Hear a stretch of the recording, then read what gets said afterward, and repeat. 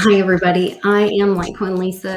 You guys also know me as Lisa Mighty Davis, and that name came from my amazing daughter, Mighty Mia.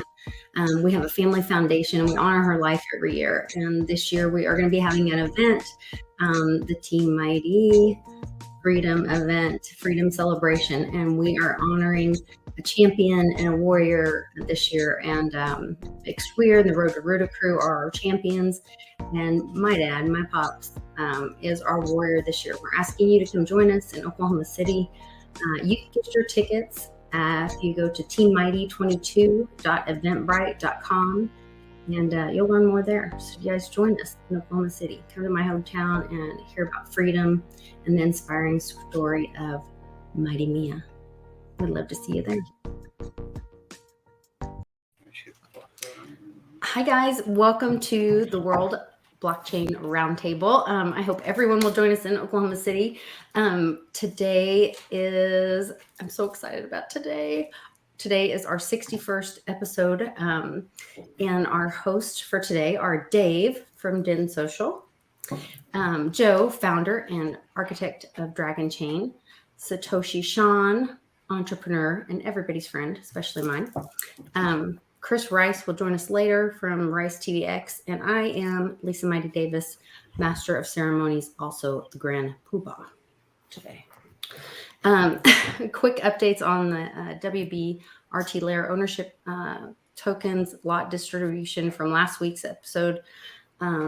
Each host from last week will receive 133 lot. Each topic contributor from last week will receive 33 lot. Last week's theme on raising capital was suggested by Greg, and he will receive 33 lot. These ownership tokens come with perpetual passive income, free edits, and governance votes. Let's see. The WBRT DAO result. Oh, do I keep reading all this? Yeah. Okay. This is a lot of information. I can go over this part if you want. You can go over this part, Joe. Yeah. So there was a DAO vote to allow anonymous posting, and it was I might have even suggested it. Yeah, it was me. Mostly to see if anybody would ask questions that they wouldn't want to ask under their identified account. But there would be no way to reward them. That's why, so anyway, it passed, it was approved. So now any anonymous post earning will go to the lair. And I don't know if we're going to do what we're going to do with a lot. We probably need to have a vote to do that, and maybe just not award that lot, or just not count any anonymous question. That can be something we would have to ask. And then there is a current vote for the August theme suggestion, which will be completed. It's due by Monday. And there's another vote to allow hosts to post content. And I think that might have even been something you requested, right? To allow hosts to post general content about their things in the in WBRT layer. So you can keep going now. Okay. And I don't know if that was in. That's where I almost wish there was a discussion on the proposals. You can discuss them below. You can also, okay. If you want, you can post a discuss. Like a lot of times on some of the other layers, we'll post if it's especially if you don't know what all the options should be. You say, hey, we're thinking about this. What should be the options? What would you got? And then people can weigh in, and you don't miss anything. But it usually then takes another few days or a week. Okay. So I wondered sometimes it's best just to do like this if it's pretty simple, and let people weigh in and say, I'm totally against this, it's horrible, whatever. Yes. And then you say, I'll change my vote before it expires and vote against it too. And then go another direction with it. Yeah. Okay. Yeah. It all works. I voted for it, so it's good. Okay. Me too, I think. If not, I should do that right now. Or did it already pass? It's still there. So it's not resolved yet. All right. Going in. Okay, so we covered all of that to allow the host. Okay, so the theme this week is DAOs as constitutional city-states, nominated by me, Lisa Mighty Davis. So And thank you too, because this is a great topic. Yes. I've been calling it the Citadel episode. Yes, I think it's really timely with where we are as a nation right now. Well, globally, even the world right now is kind of upside down, and people are kind of deciding whether they want to play ball or not with their local government. So let's see, where was I? I was going to go into my den. Let me go into my den and make sure. Oh, I'm not logged in. Oh, yes, I am. Well, and one thing that I really like this topic because it seems like DAOs might be the answer to the problems in the political world that has not been and potentially can't be stopped. They don't have an answer to it. The powers that be, there is, which is one of the things that they are so scared about. So you have to be careful about a cornered wild animal. But when there's an answer to something that citizens can really use, you imagine if it was the mid or late 18th century. You bet that the founding fathers would have been all about DAOs. I mean, that would have been the way to get out of a lot of the issues that they had in the day of that gigantic 3% tax or whatever they had that they fought against. So. Do we want to do current events? I know we do start Yes. with current events. I know we're really excited about talking about this subject, but we kind of jumped right over. Well, I think, like you said, there's so many things going on today, like in Holland with the farmers. Yeah. I think part of the big problem is just like I've said, politicians they don't matter anymore. Because of the party system, like before they used to run and like, this is my family and I like this and my wife likes this and now it just doesn't matter. Everybody votes according to party. It's just 100%. The politician is literally, it doesn't matter. Yeah, I think it's about to break down though. What bugs me specifically about that is like people are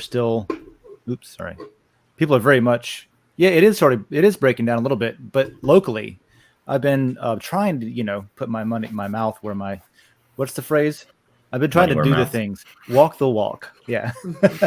So I've been really paying attention to local elections more because like that's something that can have such a direct influence in everyone's life that fewer people participate in. A lot of people and I've been guilty of, like, I move around a lot. So I often don't even know like who's in my town because I just got there a year or two ago. So anyway, I'm hometown Gainesville. There's no reason not to know what's going on. And I met a guy who I like a lot. And we talked about, whatever. He came, we got redistricted, rezoned. We got probably gerrymandered. I don't know. And so he was coming to meet all of his new constituents, potentially. He's running for my district. And so we had this long conversation, went into cryptocurrency a little bit, as I do, and, local concerns and all that. Really good feeling about the guy. He's wrong about a few things, but that's fine. And then, so like I ordered a sign. He's like, can I put a sign in your yard? I was like, go for it. Put a sign. You're way better than the other options, So you know what the sign is? Vote blue. And I was like, that's not what I was getting at. No. It literally is a sign that says vote blue. And I'm like, fuck, man. That's not, I like you. For yourself. Yeah. I'm not here for the party. I'm here for the party, but not the political. It's a machine. It's a machine. They give them those signs, right? Yeah. So Well, I was really surprised. We were at an event and actually it was just a birthday party for some friends. And there was this guy there and he was telling me how he's a lobbyist and works for this group and whatever. And he's just hounding this young, to me as a kid in his 20s, whatever. And he's talking about how, this group and, whatever, they want these people that really just are mostly mindless, don't really have an opinion, that they have the money and the opinion, and then they just take somebody that's just a puppet and they're going to implant their opinion and money into and make them be. And I was like, you're not even, because I was trying to have a conversation with him about like, so, what kind of things do you put your money behind? What is this lobbyist group looking for? What kind of people are you trying to, support? Like, I've got some friends that are actually running for things and whatever, that are really trying to make some changes. And he was like, oh, no. Like, they want the mindless person, and I think that's, as we get into the DAO conversation later, that's where I get excited about those kind of things, because this money running the world. And I also think there's risks of that being dangerous there too, or depending on how it's set up. Whoever raises the most money wins, because you can get the most advertising and get in front of the people that are also asleep, I guess. So they have to be, right? For money and advertising to work the way that it does, people have to be asleep. There's no way that you're using your brain when you vote for the people that you've been exposed to the most.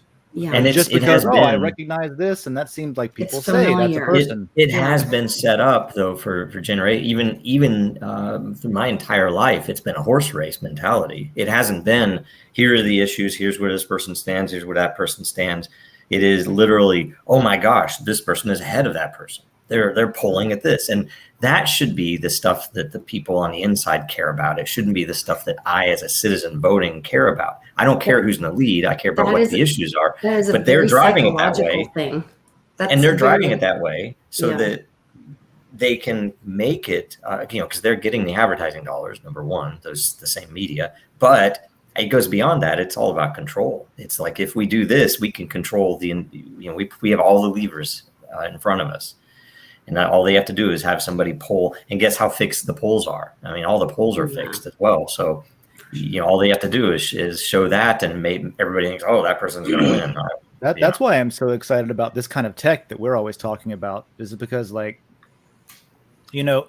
how the hell do you really know what's real? In today's, like, how do you, it's one thing, like, I don't know, there's extremes, I guess, but really, if everything's on a screen and everything's on the TV and everything's on a device that fundamentally, where do you have, how can the average person independently verify data unless they spend an exorbitant amount of money and resources and time? Like, you can, sure, it's not impossible to do, but it's impossible to reasonably do for a lot of people. And so you just kind of ingest what's shown to you. So that's sad, but it's also something that's addressable. That's like, I sent you, Dave, I sent you a video because your wife is from Germany, and I asked, I was like, is this, can you verify? Is this really happening in Germany? And, we even had that Twitter post where somebody said, these are not fire trucks in Holland or license plate's the wrong color, right? Yeah, because the license plate was the wrong color. Yeah, and it was a friend of mine that watches my show, and I was like, "How do you know?" And he's like, "Because I live over here in the Netherlands, and those are the wrong license plates." And even when I asked my wife, I was like, "Hey, you know what? One of my friends had a good question, and I posed it to her. I was like, "Hey, anybody in your family know what's going on over there? Because there's reports of Germans joining the Dutch farmers in support of them and yada yada, but that's mostly on the border and stuff." Mm-hmm. And she was like, "We don't really live near that particular border, so I don't know. Like, we have the same information you do." Can you imagine that too? And that's a small country in comparison to here, right? So, sure. Yeah. And by the way, in other current events, we should cover the stuff with library, which I've not had to look into yet, but apparently really good, hopeful news. A handful of stuff in the last hour that popped in. Yeah. Well, I wanted to kind of finish that. That's what I was talking about. Okay. It doesn't matter who they are anymore. Because they just vote party line. I've told Lisa, if there's a person that votes for a terrible thing that like kills puppies and is terrible for the environment and is awful, but it's good for the people in its district. If it's like everyone has to use coal, but they represent Pennsylvania. Whatever it is, I can respect that because they're doing their job, voting for their district, not voting for what's best for the environment or for what's best for whoever. It's what's best for the people they represent. That I can respect. It's fine, but it's not that way. If you elect a Democrat, they're going to vote like 99% of the time along that party line. So and we were warned by our founding fathers that this could take down the republic if you have a party system. Don't have a party system. There's so many things that they just told us, don't do this. This could break it, and we just did it immediately. Yeah, and I a lot of people, I can sympathize with, I guess, younger people because I'm one of the younger people. But a lot of the education growing up, there's a lot of shit I had to go back and read that I was never taught, that I had to go back and learn. Imagine that. I mean? Like, and you're right. Like that's like some of the things that we do today were specifically outlined by the founding fathers as, okay, like a republic, if you can keep it kind of thing, but more specific than that, here's how you can lose it. And there's specific items, whether it's in the Constitution or whether it's in the, what are the letters called? The Federalist Papers and stuff like that, where it's like, oh no, this will end us if this ever happens. And then here we are, that kind of thing. So that part, the Federalist Papers aren't taught and not in Florida, know? So yeah. I don't know. Yeah. It's disgusting. But, the library thing's interesting. And also just to throw it out there in case we want to talk about it, I would just pulled up, good old Google News, good old, what do you want me to know about news? And apparently there's, so Biden's got the COVID. Oh, really? I didn't know that. He also mumbled something about having cancer. Oh, really? What? The prime minister of Italy has resigned today. Yeah. And they're dropping like flies. Well, and Ivana Trump has a funeral, so too bad that happened. Michael Obama's mother died yesterday, or was found. Her Lhasa Apso had consumed most of her body, was what the article that I was found. So yeah, like heads of like state and stuff, bizarre. Things happening, weird. And Alex Jones is saying that they're going to get rid of Biden before his term's out too. So I'm interested in that because I don't know, as somebody who infamously had voted for the guy myself, I don't know if so it's traditional for whoever's in their first presidency to rerun, you know what I mean? Like, and that the party doesn't run against them. But Biden, like again, I don't know, man. Like, are you really? Is it an insult to like? Are they afraid of insulting some tradition by not running Biden again? No, I don't know. But I don't think I've seen that where a one-term president decided to not run again in my lifetime. I'm sure it's happened, but like usually it's they at least try to get that second term. But I don't think it's a good idea, and I don't think that the left thinks it's a good idea to run Biden again for a second term. So I don't know what they're going to do. It wasn't a good idea to run him in the first term. He's out before his first term because they have to expose that Kamala is not a legitimate, because she was an anchor baby. Her parents are not citizens. Do your parents have to be though, or is it just you? I thought it was just the individual. Yeah, I don't think she's. I don't. Natural born is a weird definition. Yeah. I don't even know. They'll probably change the definition to it. I think it will bring all that up. Now, strategically, I can see that. I can see pushing Biden out because he's sick or he has cancer or whatever. And Kamala would reasonly have a better chance than Biden. Not that she's a good pick or anything, but like I can see playing up a lot of things about, catering to certain demographics. Russia is a bigger country next to the Ukraine, which is a smaller country. And so Russia, which is the bigger country, invaded Ukraine, which is a smaller country. And that's bad. We don't like that.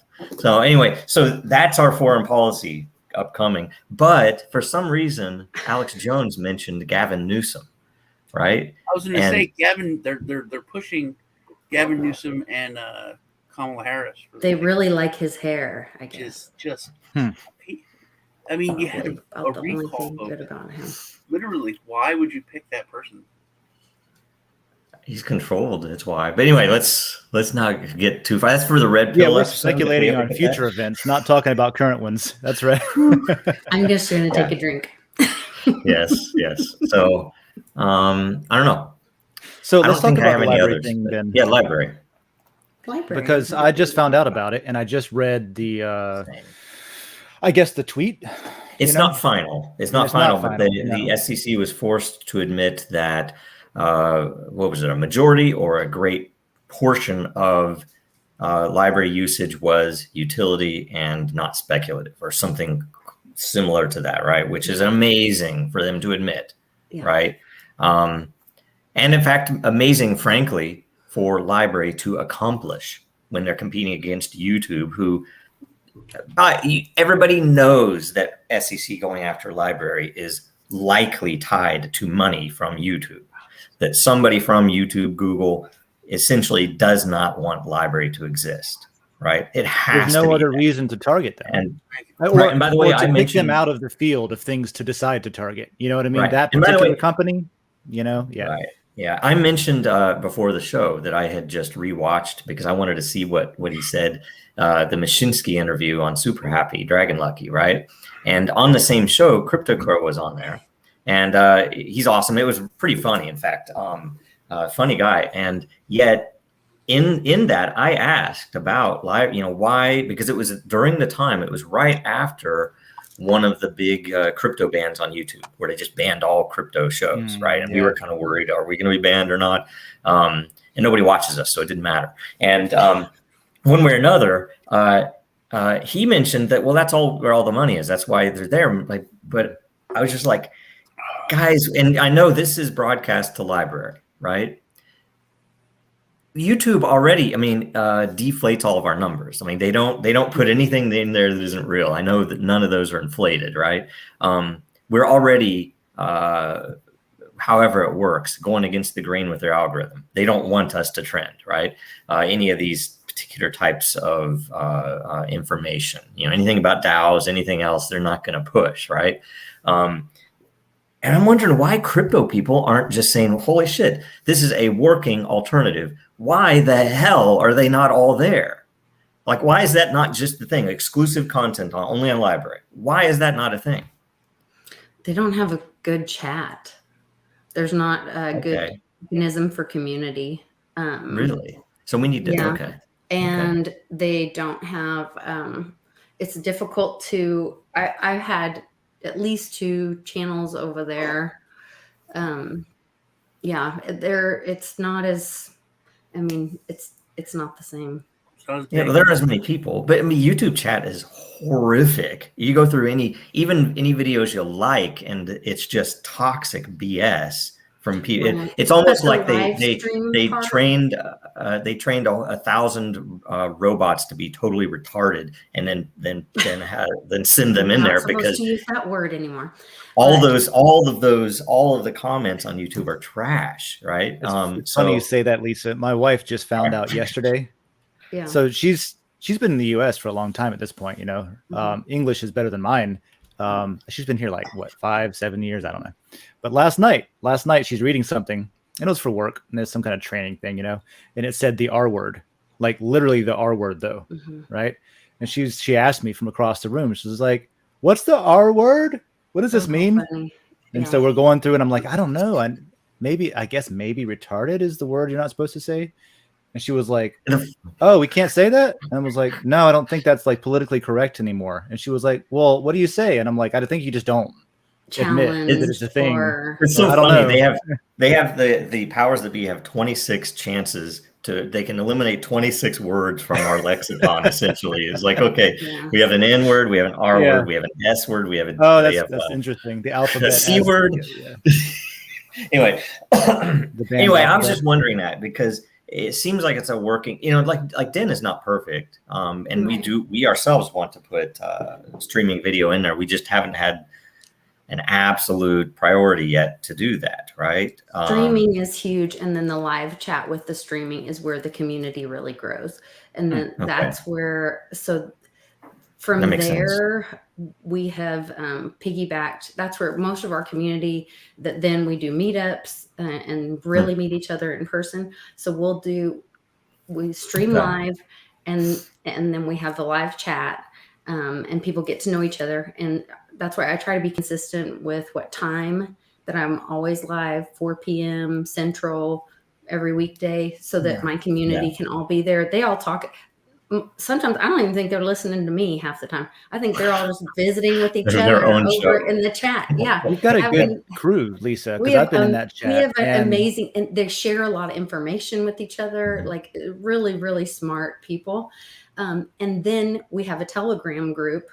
So they're talking all week with each other, sharing information as well. And by the way, thanks for sharing our stuff in there, because everybody who has come over they're all really good people. They're not the toxic ones. So it's pretty good. Well, and like you were saying in chat, that's how I know Tom's in chat with us right now today. And that's where I know him from, is from dropping into your chat. And yeah, there's a great camaraderie in chat over there for sure. Yeah. And then they'll come to like our meetups, or they're coming to the Oklahoma City event, all those kind of things. So those are that's where community grows. And so when you're talking about like where are the crypto people, those are the people that are really living the crypto life, that are all in. But we need that community piece.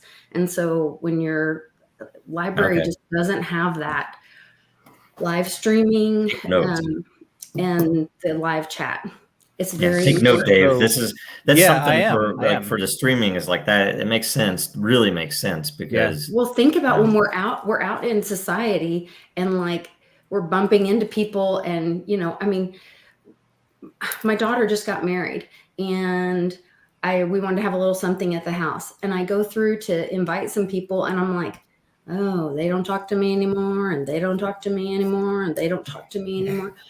Like, these are people I like raise my children with and stuff, but because of the Jabberwockies and the things, the great infection the last couple years has really just changed people, myself included.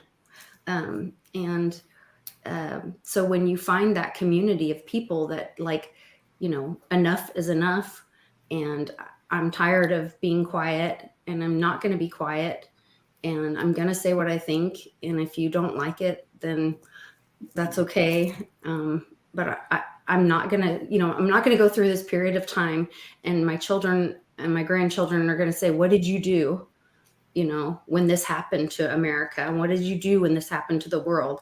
I'm not going to say I did nothing. That's great. I shut up and I put a mask on and I stayed home. No. And I think that I did. It's changed the way that I think too. Mostly it's changed the way that, not the way I feel about other people so much as the way that I feel or think or understand the way that other people think, I guess.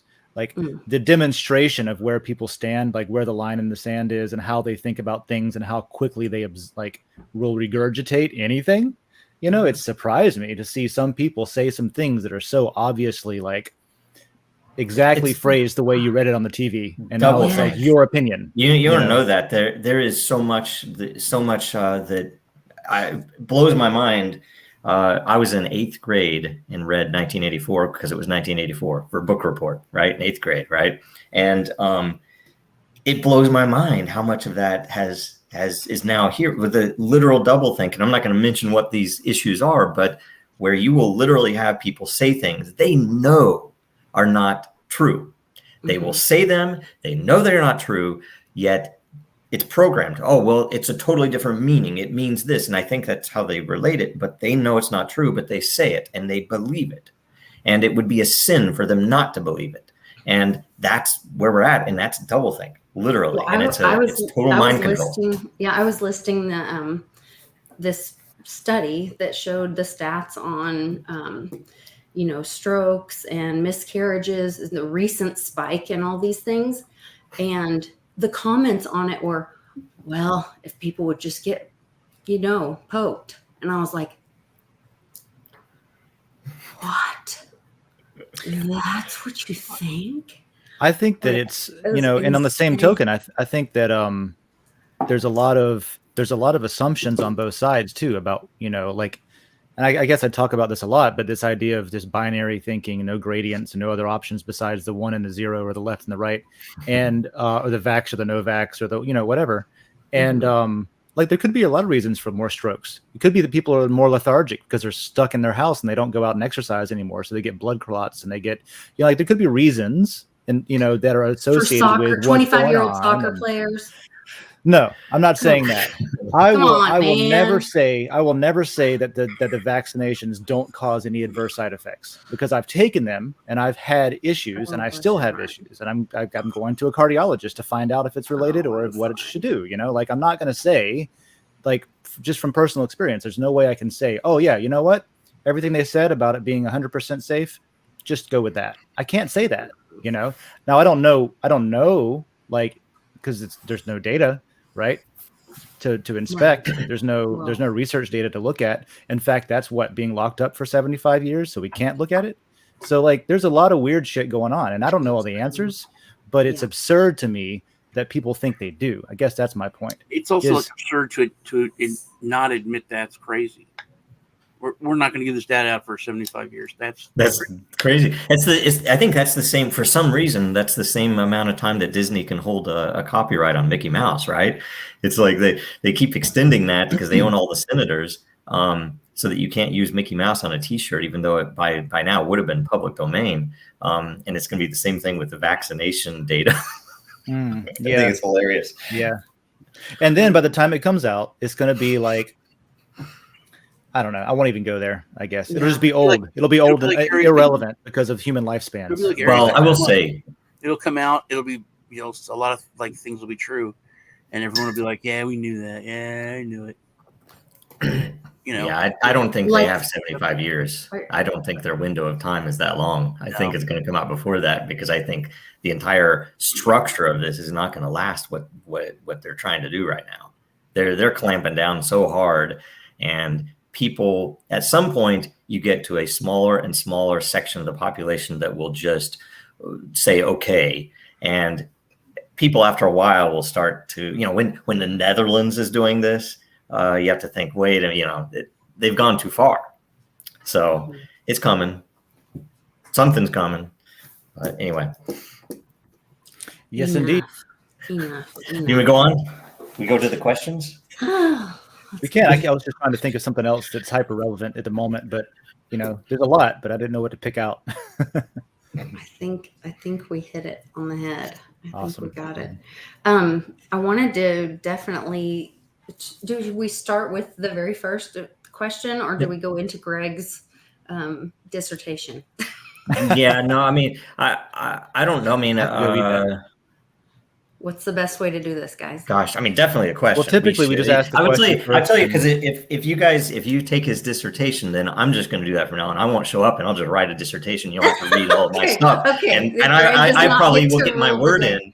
Yeah, I'll get my word in, and that's not probably the way we should do it. I think, because we answer questions. Like, say, I think if we want to summarize Greg's, I don't want to make it a show where we're reading, myself, this is my vote, that I think if you're not here, you can answer questions, but that's there. It's posted. So all right. Anyway, sorry, sorry, Greg. Everybody can go to Den's social and read Greg's. Phone it in. And I'm okay to like say, you know, like look at him and say, because there are probably some pretty good points, right? He's chiming in, so we'll touch on it. But Kratos, God of Boy, and he posts on here a lot. I've read several of his questions and his comments, but he says, imagine for a second that crypto has been widely accepted everywhere and full adoption has already occurred. Politicians are controlled by DAOs and actually work. Should I stop there or keep going? Sorry. Actually work and answer to the people they represent. If this actually was the case, how might our government, the USA, be run, and how would you set up the DAOs for the Senate and the House of Representatives? So just talking about the Senate and the House of Representatives, how should it be set up in the structure of a DAO? I'll go first because I was primed yesterday from I Am for I Am came on the coffee show, and we talked about this specifically. Well, not in the context of WBRT, but the idea of having politicians, governed by a DAO. Like if a politician was like, I'm going to go in and I'm going to vote this way on this thing because of these reasons. Let's say it's a proposal in DIN. You know what I mean? They got their, name of the politician DAO, and then the constituents can weigh in directly in a way that we never could before with this type of tech, and they can vote the way that, like, if the DAO chose how the politician voted, they would be directly voting in the way that the constituents want them to, and it would be interesting because with the influences in office, when people come to you and say, hey, we want you to vote this way, or just do this for the party, or why don't you just fall in line with what we want to do, you can point at something and be like, no, I have to vote like this because this is directly what my constituents said that I should do, and so it could enable a sort of like direct representation, provable representation that is interesting anyway. So I would think you would want to step back and reanalyze that whole thing. That if you look at the way that the House and Senate was originally set up, that the Senate wasn't a direct representation. It was voted in by your representatives in your state. So, and further, the same thing with the electors for the president, that it was an indirect vote, right? And that was on purpose. And it was so that the Senate was supposed to be the state's representation, not the people's representation in some odd, I only get 2 per state, even the small states get 2. It's because the states were members of the union, and the states therefore had representation in that house, right? And I look at it like, say, with DIN, where we separate votes by contexts or roles, right? That we in DIN DAO, we have the creator role that has a set of votes that includes the matter, which is the creator token, liquidity, but it also includes the behavior. And then the owner vote, which is the people who hold lore, liquidity, and the people who hold lot, which is ownership of the various layers. And then we have the founders vote, right, which is the people who are creating it, and hopefully that'll expand later and become more and more people building. But if you broke it down in a ways, and you have to look at what behaviors do we want to look at, and we've written a whole thing on this way back in the past, a couple of years ago, where I even called out the fact that one of the big issues that we have is people right now have a vote, and there is no real clear behavioral side to it, that I have one vote. So obviously I'm going to vote to go to war against those bastards because the media is telling me how evil they are and how they hold these weapons and they're mean to their people. Yes, let's go to war. It's all manipulative, right? What it likely should be, something that's missing from our current system, is the funding side of it.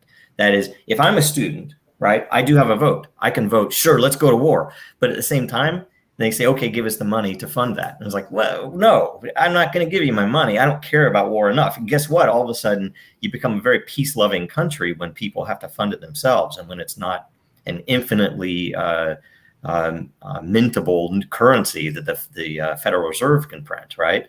That then goes into the pockets of all the military-industrial complex. So you have to think about it in that way. If it was every single action that the government would take in our interest, supposed, would have to, number one, be approved, but number two, be funded by people who are actually paying taxes, right? So that way I could say, you know what, of all of my tax dollars, I don't want any of it to go to that. I don't want it to go to cancer research. I want it to go to building that park and building that bridge, right?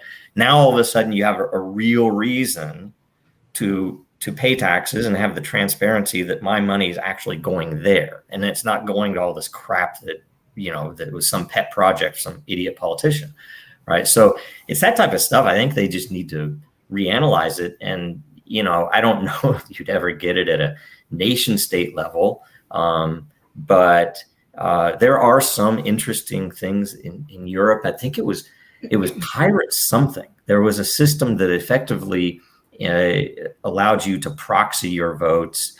It was pre cryptocurrency, but it was essentially saying, I want to vote for anytime there's an issue that comes up about this topic, I'm going to proxy my vote to this person. So it was a clearer, more a higher resolution representation that I could vote myself, direct democracy. But if I don't know about that subject, I'll trust this guy to vote, where I want, things. That's really interesting. Like being able to proxy or delegate to somebody that, because if you have a reason to want to take this person's word over your own because you just know that they're typically more knowledgeable about it. That's interesting. But otherwise, otherwise, why have a representative? Why not have the DAO do the thing, right? That's what I was wondering is, do we even need the person there if the DAO is set up with all those mechanisms, the ones and the zeros, I was hopeful after 9/11 that they would decide, oh, you know what? Everybody was afraid of the threat of cutting the head off of the beast. That if we have everybody in DC, for one thing, the fact that everyone's in DC, we lost Sean, means that the lobbyists have all this power because they can just walk around between offices in the same building. Super easy to do that, and shoot their money out. Whereas if you instead said, nope, every representative has to be in their district with an address that anybody could walk into from that that is represented. This is why I like local politics and stuff, is because I can go talk to the mayor, potentially. I can go talk to my district representative, but I guess to the point of why do you need the representative at all? If there's DAO controlling it, why doesn't it just do the thing? And I guess my answer to that would be so that it's compatible with the current system. Now, in a world where we want to replace the current system with a better system, sure, you don't need them necessarily to do that particular role.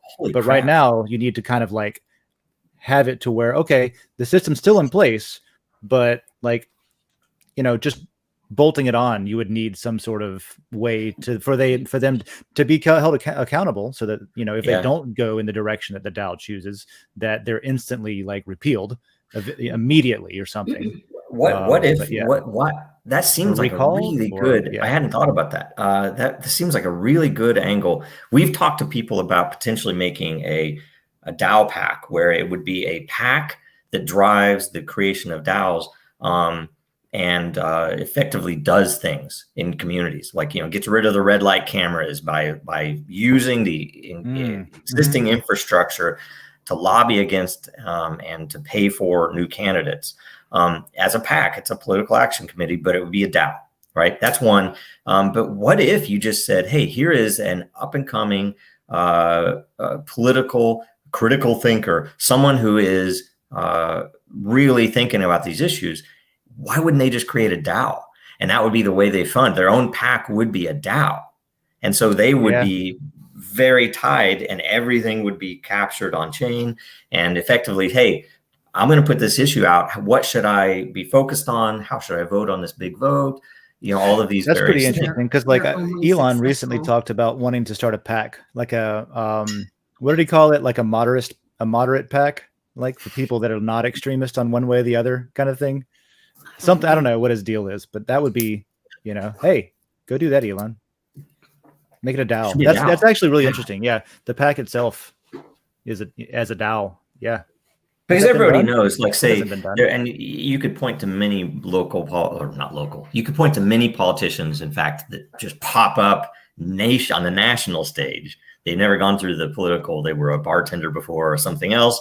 I'm not going to mention who, right? But somebody's behind these people. Right, that they're controlled, they're fed what they're supposed to say. They I'm sure they bring something to it as well. But why not do that with a DAO, or at least make it transparent?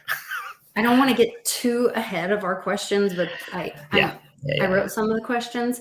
So that's where, how do you prevent a DAO from becoming that same way? Because, a DAO has members and the members are vetted by having, an identity. But you could have multiple identities in a DAO. And it can also be the person that has the most money, that can fund the most, could have the most vote, which is kind of the same way we have things now. So how does a DAO really fix the problem that we have now? How does it change? How do you structure it to where it's not the same problem as the old problem? Yes, please. Please do. Because I've written a whole bunch of stuff on that. That's the entire basis of what we call behavior tech, and it wasn't intended only for DAOs.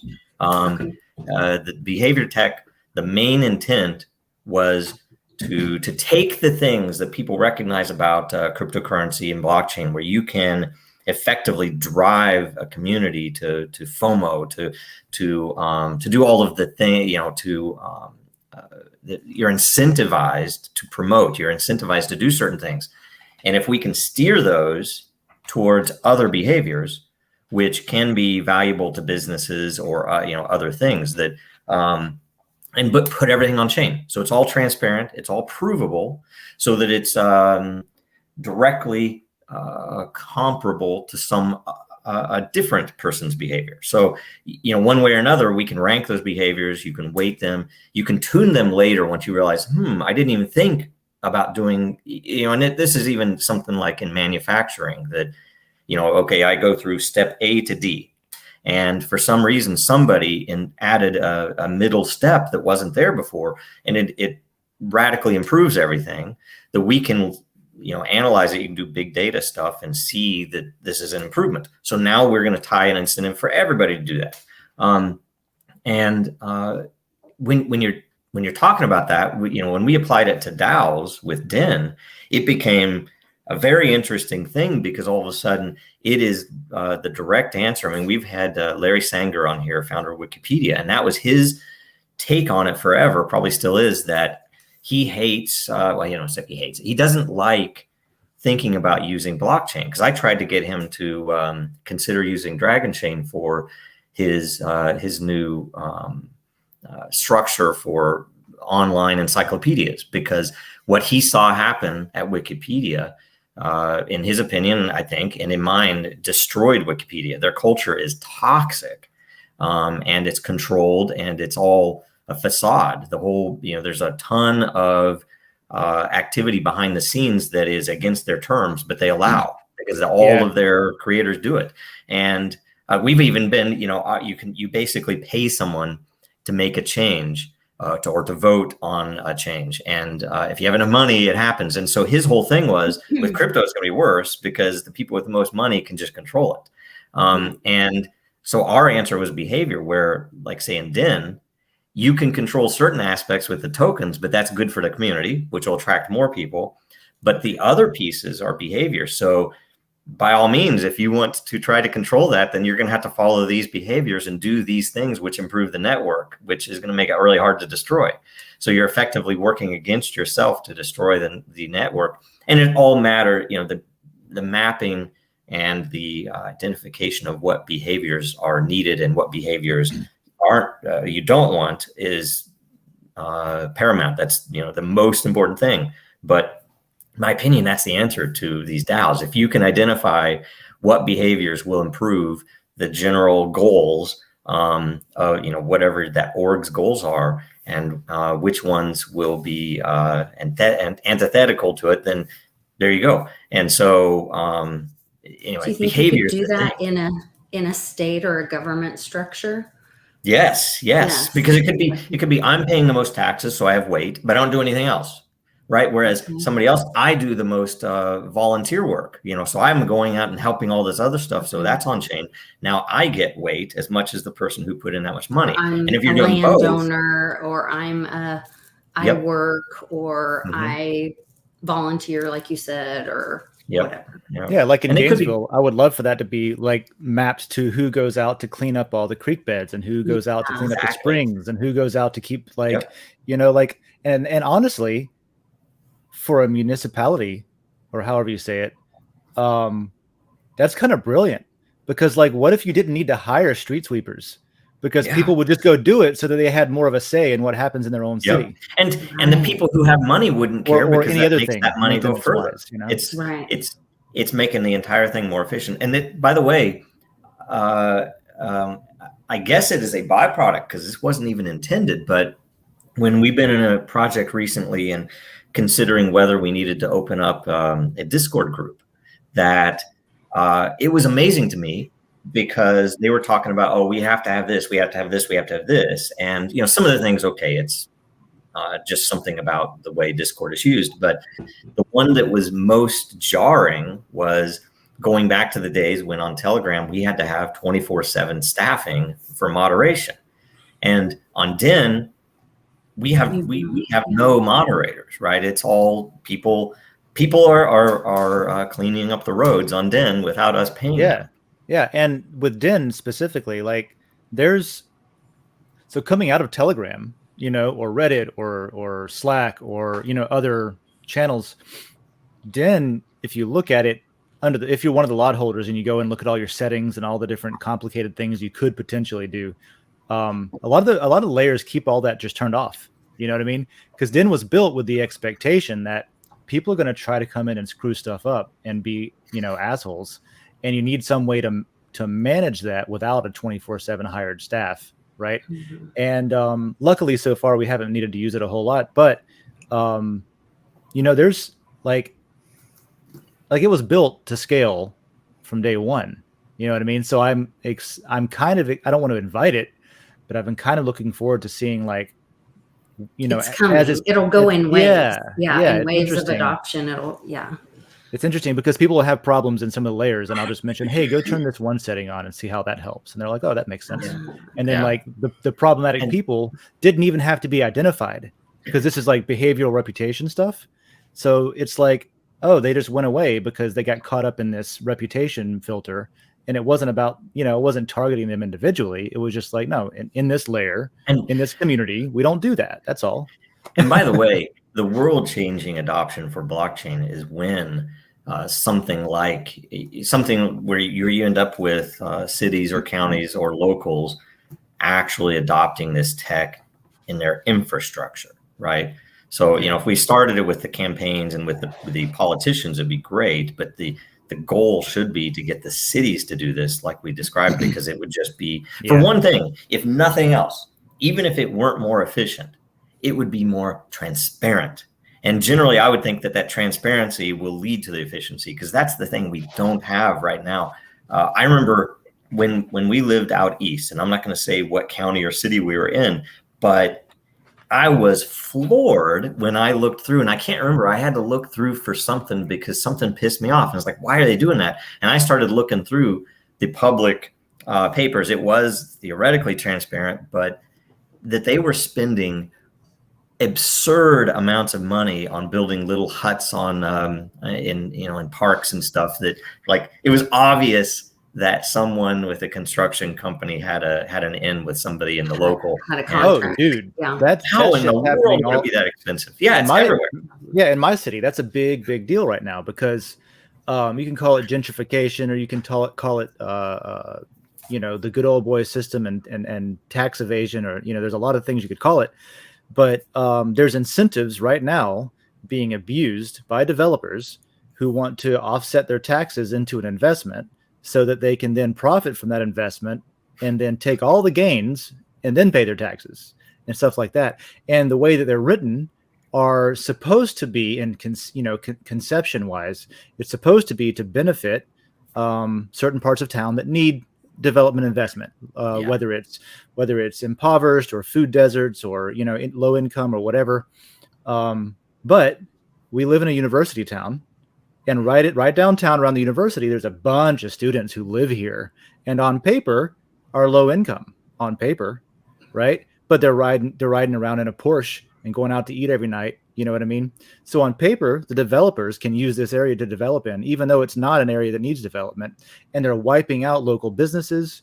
They're wiping out local communities and building these like cookie cutter student housing buildings where there are, you know, right next door, there's people that are just like, it's that classic gentrification thing where right next door, there's people whose whose legacy is there. Their whole family history is in that house.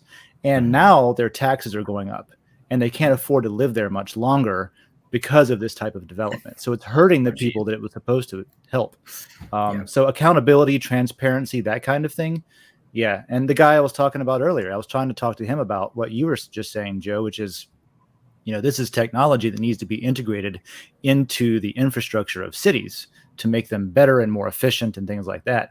And as open-minded as the guy was, I just couldn't get past that point of like, but Bitcoin, dirty, bad energy use, that kind of thing, And I even tried to be like, okay, uses a lot of energy.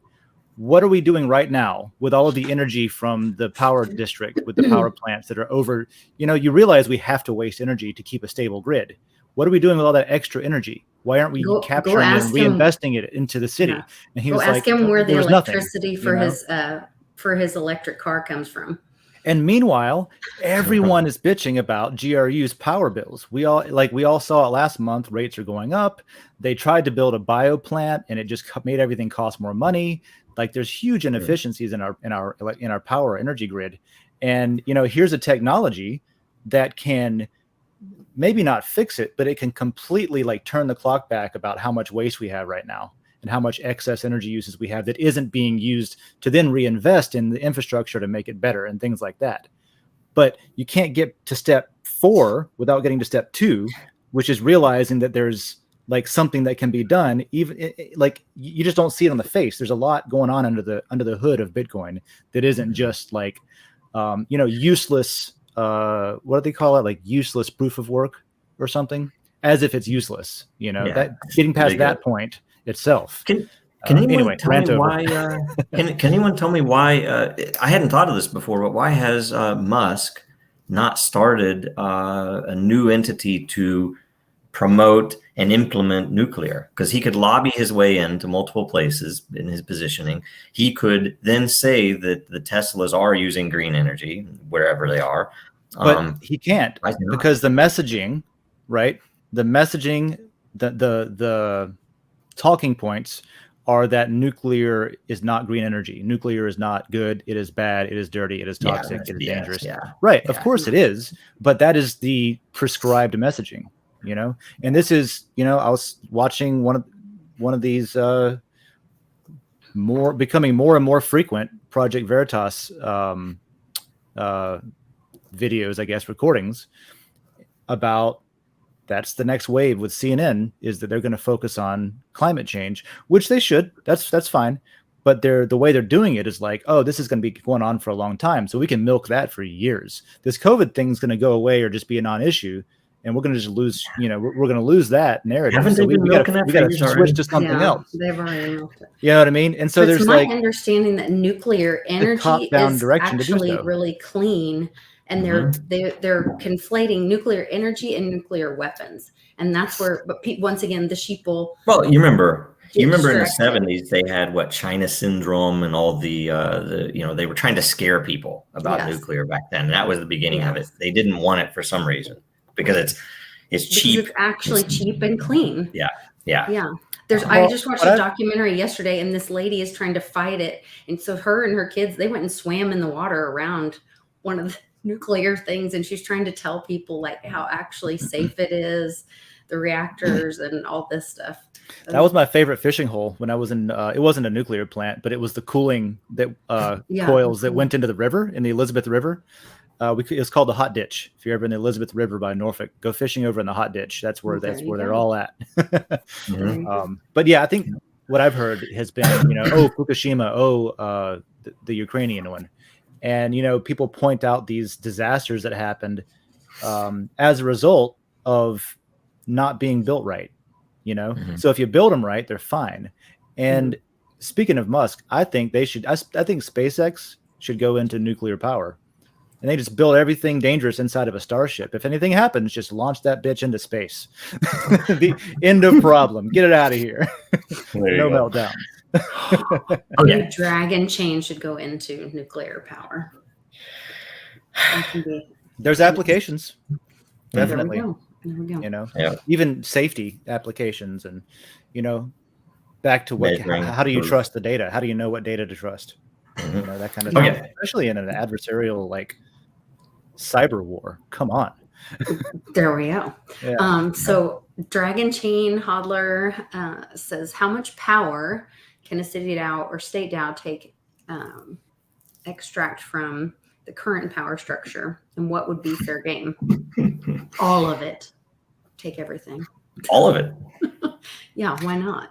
I noticed a theme in some of these Right. questions, which I've thought too, which is like, can this even happen? You know what I mean? Can DAOs as city states, can that be a thing? I think it's the future. Is there a I path think, to that, like realistically?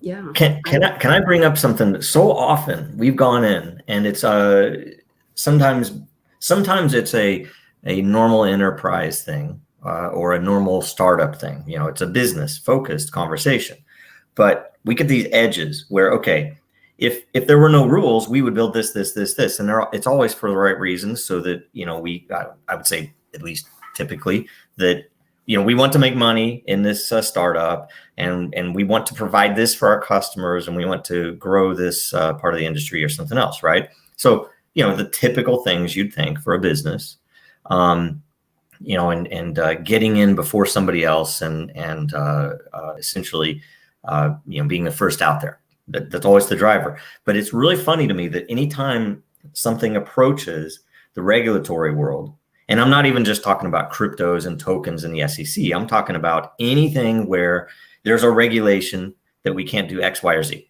right?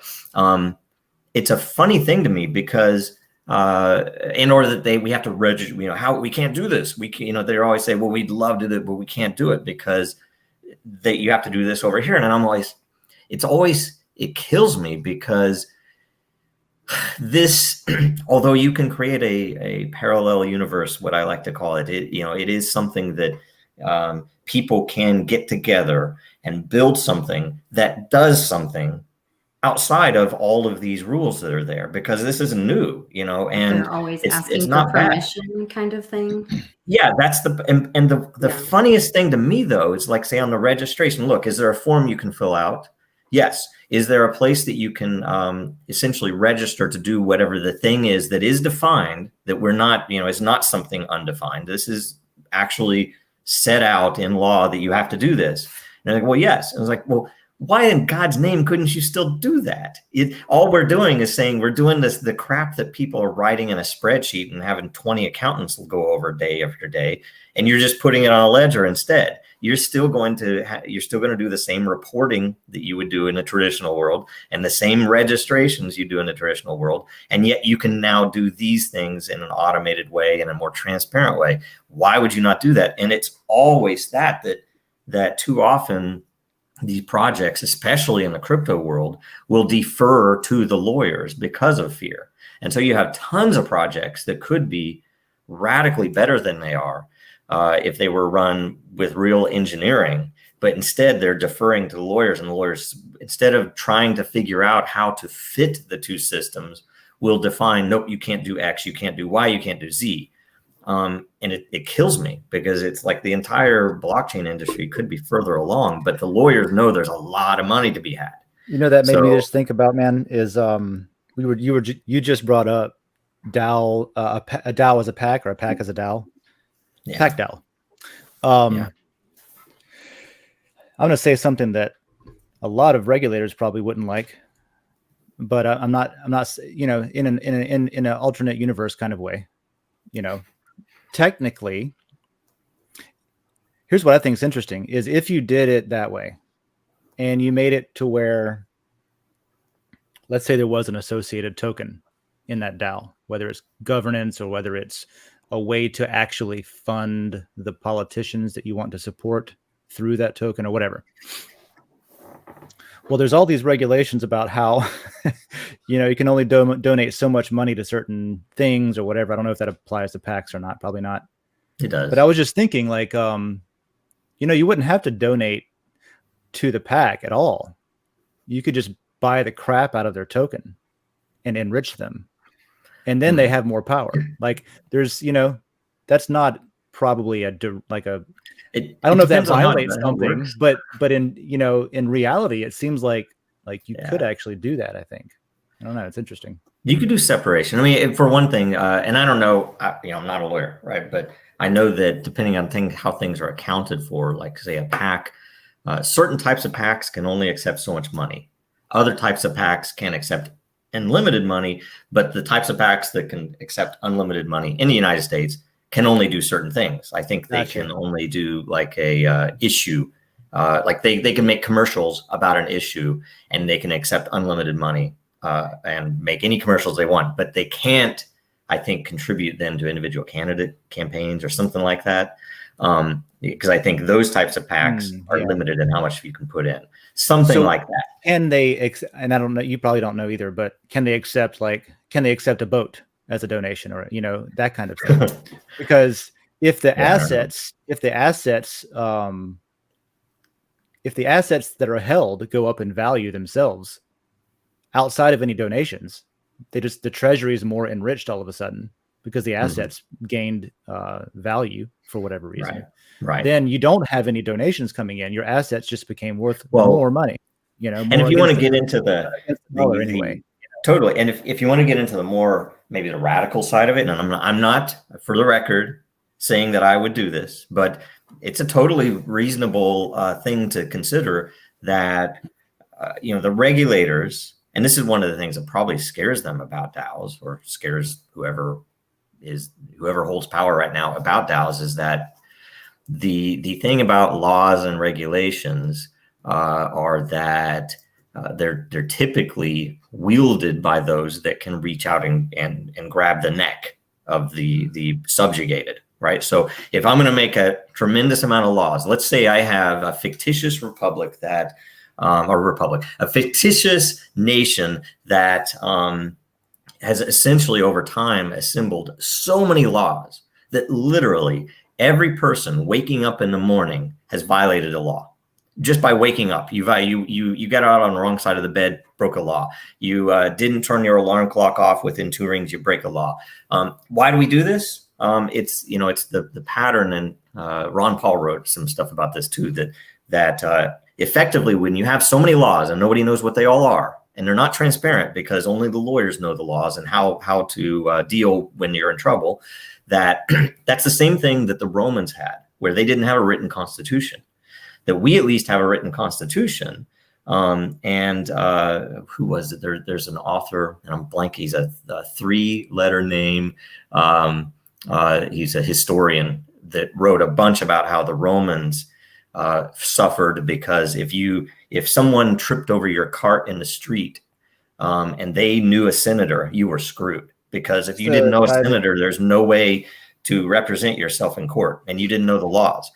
So effectively, you have all these issues, and let's say you had DAOs. No, doesn't matter. I'm throwing you. I'm I'll get it. I'll find it later. He's brilliant. Some of his stuff about the Greeks and Romans are just amazing stuff. I quote him in one of those articles. I think the one about the DAOs, maybe.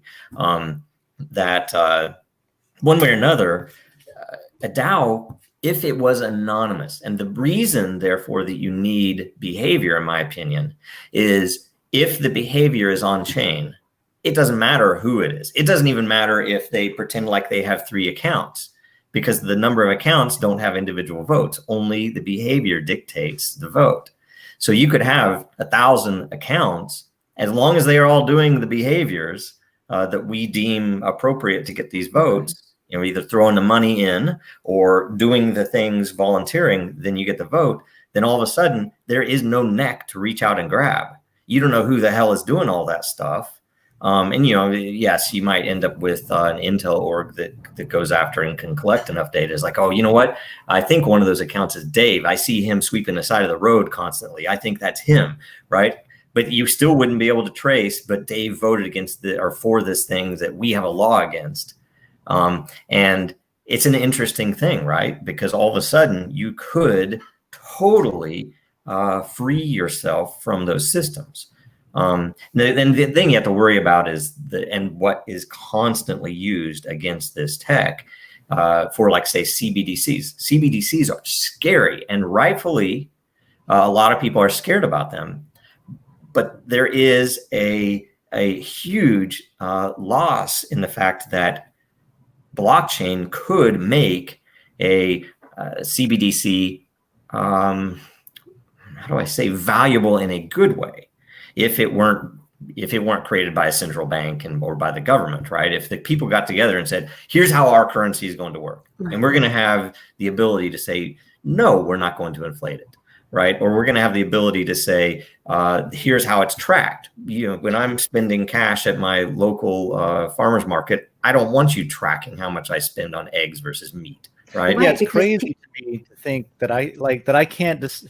It's my money. It's our savings account that you're taking money out of by inflating the supply. You know what I mean? And we have no say over how much value you extract. You're stealing from us every night. Exactly. Yeah. I got no say in that.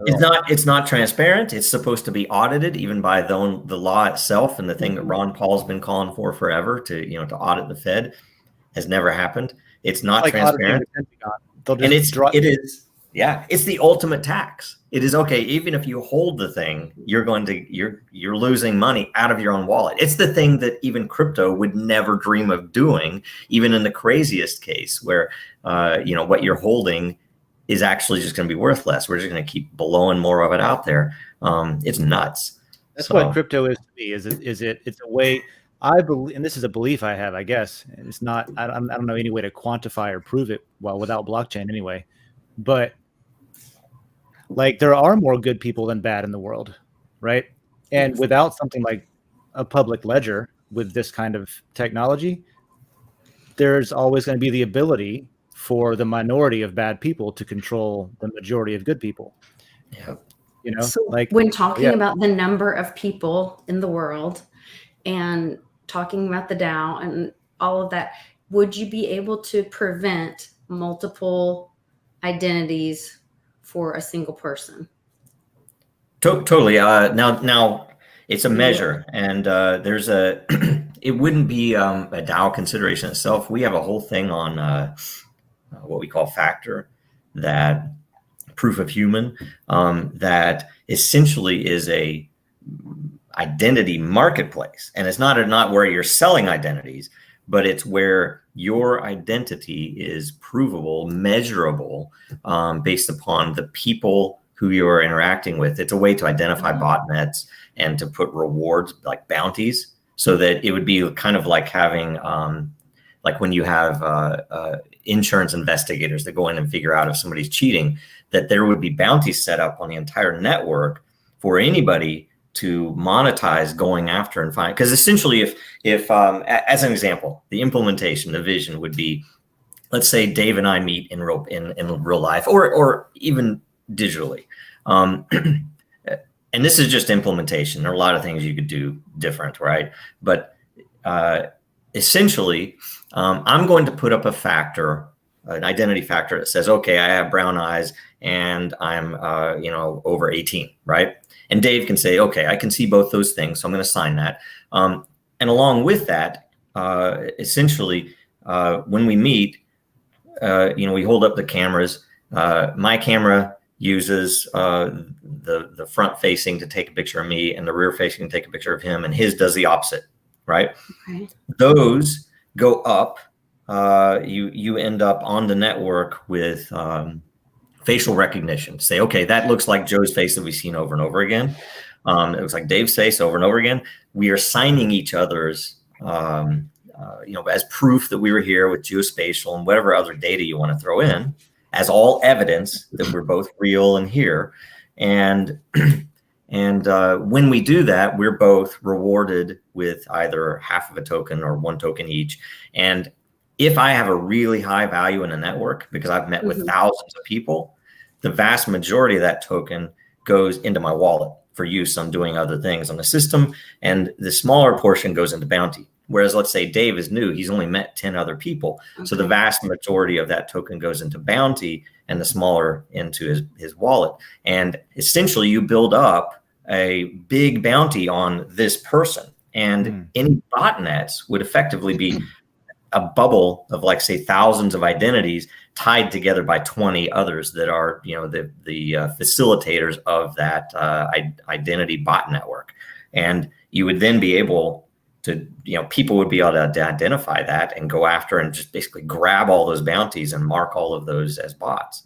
And, And bots wouldn't be able to go identify or no, they would. They would other? identify with each other, but they wouldn't be able to identify with real people. With the other- people with the high score, like when they come to me and try to get me to identify with a bot, I'm like, well, I'm not going to sign anything with them, right? So there's a bunch of stuff like that you can do, and that's just one thing that we're wanting to plug in.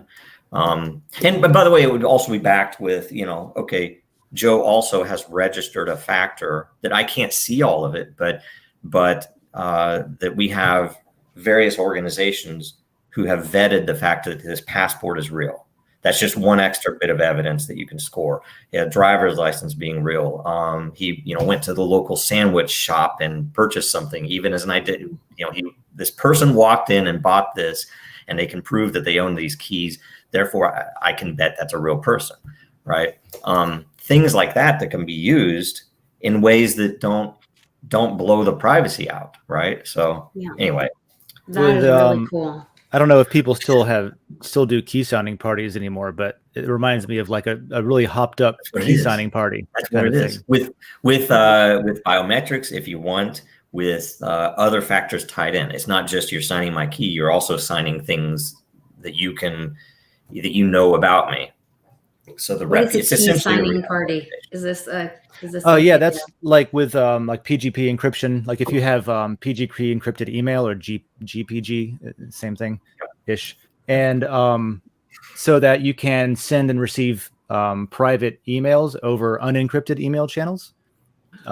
You register on a key server, and then other people sign your public key with their private key, so that basically whenever you present yourself, like this email address is mine and here's my public key or whatever, you can have basically a vouch factor. Like not only is this somebody's, because anybody can spin up a private public key pair, but not anybody can go to a bunch of people and say, hey, this is really me. So it's a way to digitally sign a message that not only encrypts it, but also proves that yes, that's you. Different world. Yeah. You live in a different. And that was done decades ago. You know what I mean? That was a very open source, privacy focused, cypherpunk thing where it was needed in the world so that you can trust whether that's really the person they say they are.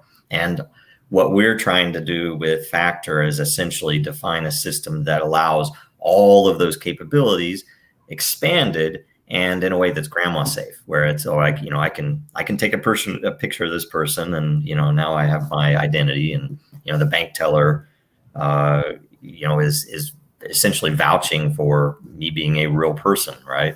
So the fact that this technology is that old and not used, and we have all these problems and issues in our country and the world is where it is today, enrages me. Yeah, I don't know, Lisa. I think JPEGs really are the future, and what we should be using with or doing with blockchain. And frankly, I don't know what you guys are talking about. I think that what did I say the other day? We were both bitching about something in one of our project chats, and I said something like JPEGs and DeFi had a baby, and it ruined gamers' perception of what an NFT is. That kind of thing. Yep. And this is why number go up kills me, because it effectively railroads us everywhere. And it takes years to recover from that. Because now you can't get an easy start on a project that can be valuable. It's more than likely to fail. By far, we would have already had Factor set up and running, except that we're dealing with so much BS that is entirely focused because of the FOMO with crypto bros. So I forgot what question we're actually answering right now. We're on. We've drifted a bit into. Where are we? All right. There we go. Here we go. We need to get to I am. Yeah. Oh, I am. We love I am. He's a lot of times he's on with Dave on coffee, on Den on Wednesday mornings. You for that. Yes, if you guys make sure you get over there and join Dave on Wednesday mornings. We're getting our own layer. We're branching off. We're moving up in the world. All right. So there'll be a possibility of layer ownership. I'll have to go sell more ETH. Yep. Okay. You dropped in once, so I'm just going to give you some. Everybody, and this is off topic, I'll make it quick, but everybody who has ever participated in the coffee show, including yourself, I'll go look at the records and see, where it's all on chain. So we'll just, I don't want to use the word airdrop, but we will make sure that you're rewarded with ownership and voting rights in the new layer. Awesome. Yeah, I really enjoy that. So I am says, is this possible? Imagine somebody runs for office whose platform is setting up a district representative DAO. This means they promise that they will set up a DAO whereby everyone must verify that they live in their district in order to vote on an issue. The representative that goes to Washington will only vote according to the DAO. In other words, if Pelosi said that they should or shouldn't vote for HR 123, this representative would only vote per the DAO's instructions. If they violate the DAO, vote the DAO. They violated the DAO's vote, the DAO could then recall their representative. Money would flow to the district to sway the DAO's voters and not directly to the lobbyist to influence the payoff representative.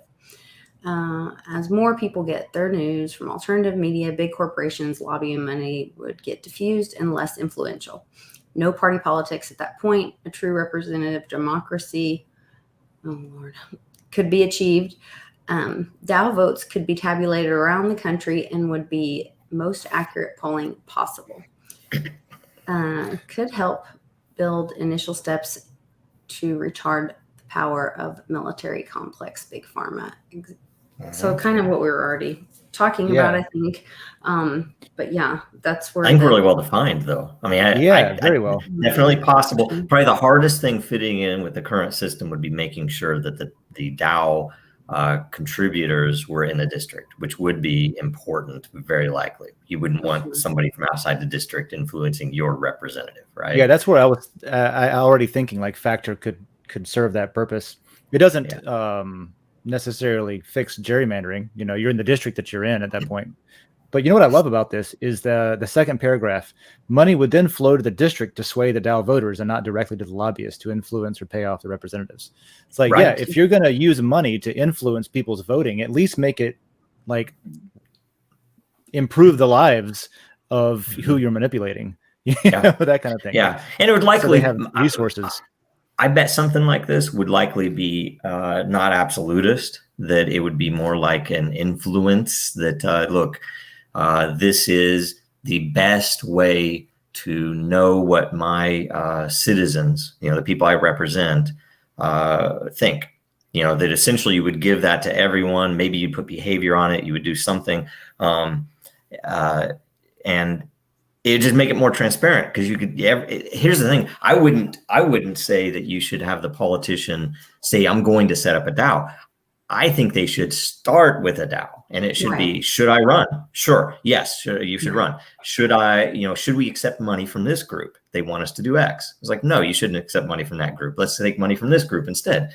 It should be the entire thing, and it would be odd because, other than the fact that some of the big money, pharma and whatever else, would likely not come to this candidate, which would be a negative, I would think you get a lot of attention doing this, and you should be able to get a lot of literal grassroots support by doing this to win that vote. And, you do have the problem that the elections are probably not sound also. So just getting that grassroots support doesn't necessarily mean you'll win, because who knows how you win anymore in the current voting systems. But then I think it goes back to, I guess what we were saying before, like, do we even need the person?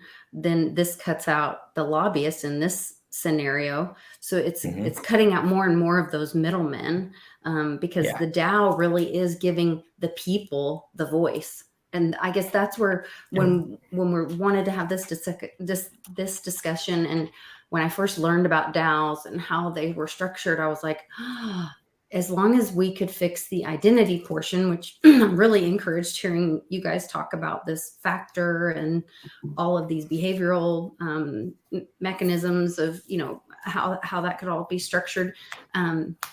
It really could work. It's just really encouraging to me because we really don't need all the middlemen. Each individual person could have their voice and it could be structured in a DAO. I don't know that we need the representatives. I don't know. And we certainly don't need the lobbyists. And I don't know that we even need the money because we need our voice is the currency. Here's the other thing. You need the transparency because I think a lot of times people would probably make their voice heard if they knew what was really going on. But we don't know what's really going on because so much happens hidden and there have been representatives that have said, I'm going to tweet every vote. I'm going to tweet it. But the problem has never really been that. And that's at least a positive thing, but there was no tie. And I wish Greg was on because if you could feasibly legally make a tie that how this DAO votes, I will vote, right? I will, unless they tell me to do something illegal, I will do what this DAO tells me to do. One of the really interesting things I think about this is that it's the opposite of what I said, how they just vote down party lines. It's literally making it the same where the candidate really doesn't matter that much because they're just going to do, they're kind of like a monkey throwing a switch. They'll do whatever they're told. It's based on what the DAO wants. So it's a very interesting concept. Yeah. Well, you know what? Because when you say that, Sean, you know what it actually, the funny thing is it kind of spells out that the DAO is essentially taking the role of whoever the hell are holding the strings right now. Yeah. Right. In this case, because right now it's the same thing. It's, it's either a big pharmaceutical company or military industrial that's telling that representative who's supposed to represent you, they're telling them how to vote because they're the ones paying. If you want this money so you can beat your opponents and you don't want me to give them the money, you're going to vote this way. That this would essentially replace that with the DAO. And if we could say, if there were some, attorney out there that could define that could say, yeah, let's make a legal arrangement and get precedence on it that would say this representative is legally bound to do what this DAO says. And then, you have to solve the identity issues with the DAO and you have to solve a few other issues with, funding and things like that. But that could really work. It's cool. I think it's very cool. Very, very cool. Let's see. So yes, we believe it is possible, right? Thank you. I am. That was a great question. Let's see. Bingo. Yeah. So can DAOs really be, Chad asks, can DAOs really be city states? I believe they can.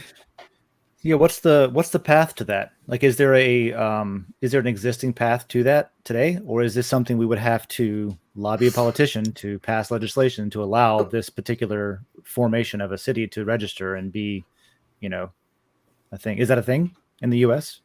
I don't know. Well, you know what? It doesn't have to be in the U.S. Where is that in our Constitution? What is the? I don't know how a constitutional city states. Yeah, I'm not super read up on what a constitutional city state even is. I think the only in Wyoming. Oh, well, I think the only city states, like real city states that exist today would be like the Vatican and London and maybe DC, right? The three prongs of wherever the hell that thing is. Yeah. But they're literally city states. That's what they are, just like Athens was. Just so it's a regional thing. So now I don't know if a DAO can, for example, demarcate and say we own this territory and this is the law in this territory, unless didn't Disney used to have their own government of their all the way that recently, but the point though is I think maybe that we're trying to define a virtual city state, where it's not ground in a line that you can draw on Earth. It is a conceptual thing that the people, and we might all be in one region, but we're going to do this thing, whatever this DAO's goals are, and we're going to get together and we're going to, close to what you would call a corporation in most places, and it's close, but it would be slightly different, right? So I don't know. Berwick did that Lieberland thing. Yeah. But didn't they had physical property somewhere, didn't they? Well, tied they to but they that? get arrested every time they go there to get, at least in the back in the day. I talked to them way back because I was Okay. hoping to get them to do some of this stuff, and Yeah. they're awesome. I support them, at least from Yeah. what I know. But every time they would cross one of those borders to get in, they would get arrested, if I remember right. Arrested. So Oh. it's all Well, there's that contested. also, and Sean brought it up in the past too, that Christiania or whatever that's in whatever country, Denmark. Yeah, Copenhagen has Christiania. Yeah, and the United States has a Slab City. Yeah. Is that New Mexico or somewhere? California. Christiania doesn't Really? even pay Wow. like state taxes or anything, property taxes and all that. Like they're totally like legit. And I think a lot of it depends upon your frame of reference, because like there are several real countries in the world that are not what do I want to say, recognized by the larger countries as their own countries. So does that mean that they're not countries? So you would essentially say at some point a DAO might be recognized by the United States officially, right? That'd be another adoption goal, right? We want to create a DAO that gets represented by the United States, ends up having a seat at the United Nations or some stupid thing. I'm joking. But that's possible, right? At some point. It's kind of crazy, but it's entirely possible. There's a lot of bypassed and going extinct small towns in the U.S. for sure. I just wonder, if a bunch of people that had this new asset class could get together and move there, and just kind of like take over the place, you could just naturally do it. True. Now, I've always wondered why several of the Indian nations haven't done this. I think they could essentially have a remarkable amount of power and independence by saying, you know what, we're going to do? No capital gains tax. You come in here, you do this, you can build a business. We're only going to tax you this much, and there's not going to be any BS like you have with the rest. And guess what? You don't pay federal income taxes in the United States if you're in one of these Indian nations. If they did that, it'd be gangbusters. It would be like Kuala Lumpur. It's like you'd have Skyride. It'd be crazy. So a lot of are money. you following any of the McGirt stuff in Oklahoma? There's a huge Supreme Court case going on with the Cherokee Nation, or I guess it's affecting all the Indian nations, but against the U.S. or the state of Oklahoma and the U.S. versus the Indian nations. Is it based on and they lottery or something? No, it actually has to do with this man who horribly harmed his stepdaughter, and the state wants to go after him, and he's trying to claim that he shouldn't be because she's an Indian, and so only the Indians should go after him or something. Anyway, it's all being like repealed and pulled back. Anyway, it's affecting everything, and part of it came back. They're going through each piece of it, and part of it came out that now the Fed can't tax the Indians anymore. And it's all being done very quietly. Every once in a while, I see an article about it. I see another article about it. Then I'm like, I don't know. There's something more going on there. So just it sounds like they're trying to dissect or just identify, what system of laws applies to what persons, to that and to depending that on that property. Well, if they're independent nations, I don't think the Fed should be able to do anything. So it's like an extradition case almost. Yeah.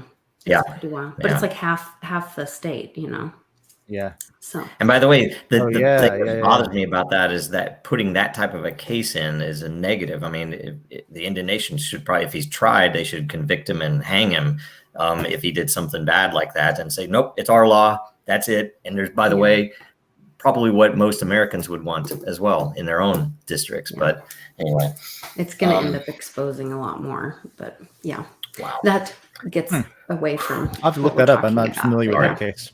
Yeah. I think that they're very limited, though, on what they can do, because what Joe was talking about would be amazing. And I've always they're not separate nations. They're not, they're kind of, hey, Greg. Yeah. Just got back from my appointment, and I want to just jump on and say hi real fast. Well, congrats on the good report. Yep, absolutely. We're glad that you do not have skin cancer. Oh, nice. Very Didn't good. read that. Awesome. Yes. Good news. Excellent. Indeed. Right. Okay. Well, we're almost at time. I don't know if you want to cut out or if you want to. We can let Greg give an answer on all of the topics. Yeah. Do you want to give a quick review of your dissertation on there? Oh, it's actually all right. I just wanted to come and say hi to you guys and let everybody know that I'm not, in fact, dying of anything. So, just in case everybody's watching who know and care, and just want to talk to you guys. So, no, we are all dying at different rates. So, just in normal, that's what life is. Right. The cake lyric, right? Is it? I didn't even know that. Once you're born, you start dying, so you might as well have a good time, right? That is Yes. great news. That is great news. So in closing, I guess, want to hit up everybody and see what is new and going on. Greg, since you're last in, you want to be first out? Sure. Yeah. Well, not dying. That's really good. Not dying, yeah. Well, not dying any faster than usual. So, and Rivet is about to launch the new pricing and the new website early next week. So stay tuned for that. And also, as far as DAOs and city states might be concerned, consider it, because the idea behind Mega Texas was this concept of radically local secession. And there is a certain amount of power that municipalities and counties can wield that they just typically don't, but that they can entirely. And DAOs can facilitate that in a way that none of our structures that we have invented so far can. It's a powerful tool, and it's really just waiting for people with the courage to try it. Yep. Courage. Love it. You guys can check out, if you look up or Google Mega Texas on Reddit or just anywhere, you'll be able to read through Greg's ideas of that. And it's really, really exciting. Satoshi Sean, my buddy, my friend, everyone's friend. What's going on with you, bud? I have a show later today that I'm doing for your Patreon about DeFi. Thank you. I have a stream on Huobi tonight. Forget what it's about, but it's tonight on the Huobi app. I think I might stream it to my channel. I don't know. Then I'm going to try to do the I think I am dying. I'm pretty sure. Actually, I've been arguing with my kids about don't want me to go to the hospital, but I haven't slept yet. From the other day. You need to stop playing the games and get some more sleep, Sean. I'm not, dude. I laid in my bed for 8.5 hours last night and didn't ever sleep. And then I real fidgety. But I'm gonna try to get the crypto meme review done today, and then the other 2 streams. So hopefully I can get a nap in if I can fall asleep. Okay. I sent you a couple memes, so hopefully that'll help out. I'll use them. All right. Dave, what is up with you? Right. So the most recent DIN social development was that we have anonymity features now. So we're in the process of voting in which layer. So everybody on DIN, each individual community is its own DAO. So even though DIN as a whole developed at the direction of the community, by the way, because it's also a DAO, developed this new tool set or this feature now the individual DAOs have to decide if they want to use it or not. So it's not just like imposed on everyone. It's like, hey, do you want to allow anonymous posts? Do you not want to allow anonymous posts? Do you only want to allow anonymous posts? And so it does some interesting things with the economy. It does some interesting things with how rewards are calculated. So yeah, there's proposals that have been passing I've seen already. And so, yeah, people are turning on their anonymity options. And so we'll see what comes out of that. So now, you know, even if you have a pseudonym, like I've got a pseudonym, but it's obviously me. You know what I mean? And on Den, I'm distant. On the internet, I'm distant. So, okay, that's Dave, obviously. But if I wanted to say something politically incorrect, or not mean, but just like something that I feel like is important to say or get out there, you know, maybe I'll click the little anonymous button and I'll say, look, let's be real, you know, yada, yada, yada. I'm not inviting people to be mean. I'm just saying that there are some things where people are silenced because they're afraid of social feedback. So we're trying to, you know, allow a conversation where people may not feel free to speak. So anyway, with that, we have another, it's not out yet, but coming around, we'll have another DAO vote on priorities, feature prioritization, and we'll start working on the next thing. And we don't know what the next thing is yet because you've got to go vote for it. So go sign up for DIN. It's a free account. We do not harvest or sell your data. There's no targeted advertising. It is a safe place in that regard. So sign up, earn some reputation, you know, be behaviorally good, and you'll be able to tell us what to do. So there's my pitch. I love it. That's awesome. Joe, yeah. Joe, what's going on? And do you have any positive feedback updates with the case? Oh, we have no feedback at all so far about the case. You know, we're still waiting. So we'll see. I mean, hopefully, I hope that the SEC got that letter and they thought, oh, we didn't know this. We didn't. I know there's a lot of stuff they didn't know that's in that letter. But you know, I hope that they loved it and shared it themselves and retweeted it and everything else, right? Who knows, right? It's all it's an American story. But about the anonymity, I'm interested to see, you know, because 4chan is famous for being toxic, right? But within the toxic content, you have a lot of truth and a lot of things that people can't say elsewhere, and that's why it's there. So here's the experiment. I'm wondering, in some of these layers that allow the anonymity, what will the culture become like? Because you're going to have some honesty, but there's already, for whatever reason, it's a very mature, reasoned place, Den, that there's not a ton of, you know, there's some drama, of course, they're always humans, but there's not a lot of like anger and, you know, negativity. So I'm hopeful that maybe it'll be a good mix. I don't know. But we'll see. It'll be fun. And I think we should also, we can't give them anything, but whoever posts gets the first anonymous question voted up for the roundtable should get some massive kudos that they can just hold internally and know, okay, I got that. That was me, yeah. Right? It'll be fun. But otherwise, it's still a reward. The vibes, yeah, it is. Yeah. It's real karma. It's not fake karma on Reddit, yeah. Right?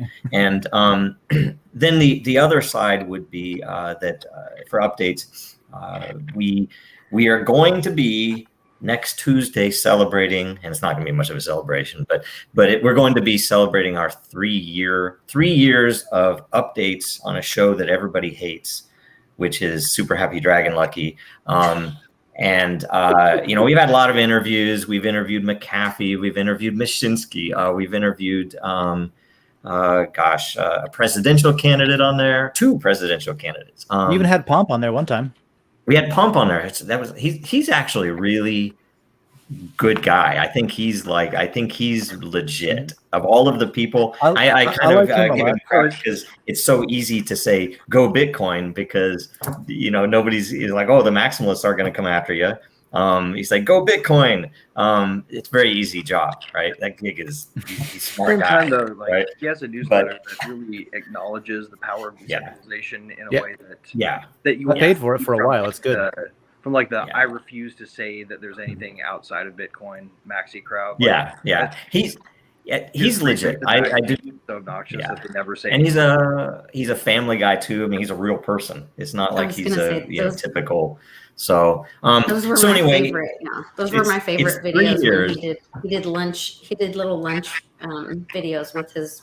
It was his fiance at the time, but those were my favorite videos. Yeah. She's adorable. Well, and so we've been 3 years, and in the Dragon Chain world, you have to understand you can be all about fundamentals, and you're going to get called out for shilling. You can be all about we have people who complain that we were overly shilled because of Disney. It's just all of this, nothing, and then at the same time, we'll have people in the very same conversation talk about how we don't market enough, that there's not enough out there about us.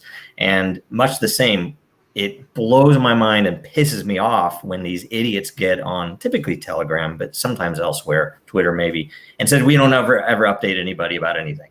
And everybody's like, every fucking week for 3 years, I've been on this show.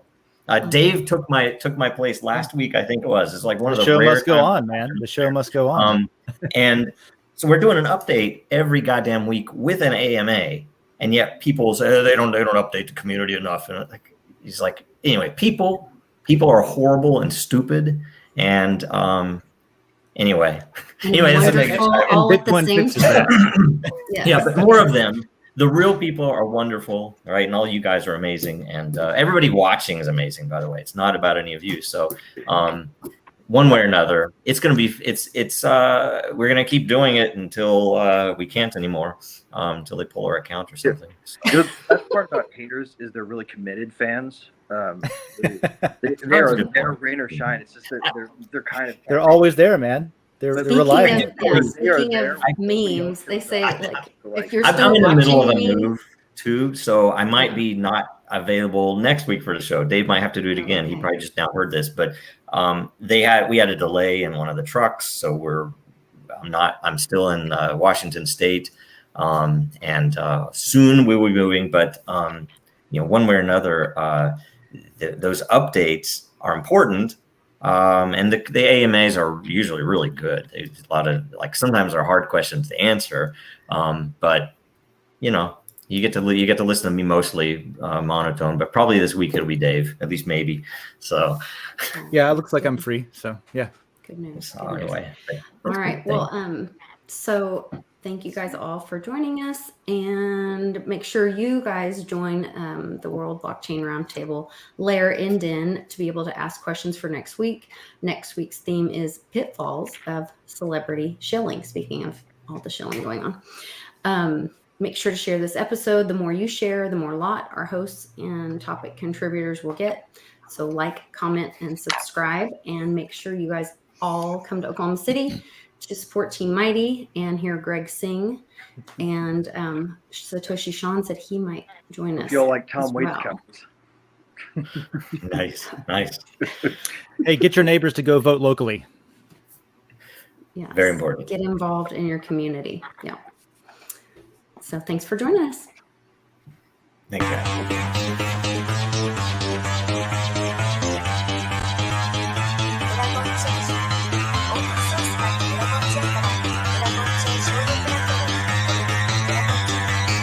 Because that goal will serve to organize and measure the best.